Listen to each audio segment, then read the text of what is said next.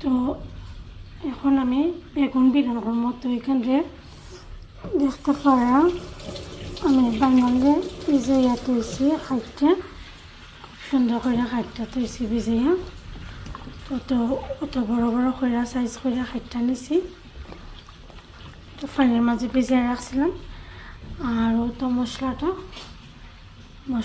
Mix করছি। এখন আমি একটার মাঝে বেগুনটা মাখাই লেমু, সবটিরে ম্যারিনেট করে লেমু, তারপরে আস্তে আস্তে বিরান করে লেমু।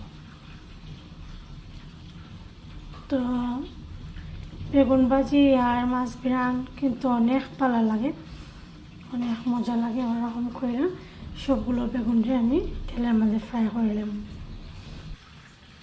ও তো দেখতে পারা বেগুনটা কিন্তু আমি খুব সুন্দর করে মিক্স করে নিয়েছি মশলার লগে।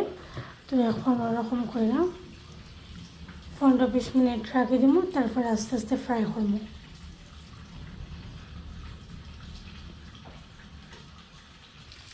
এখন যে আমি মাখিয়ে রাখলাম মশলা দিয়া, এখন তো জ্বলে এলাম।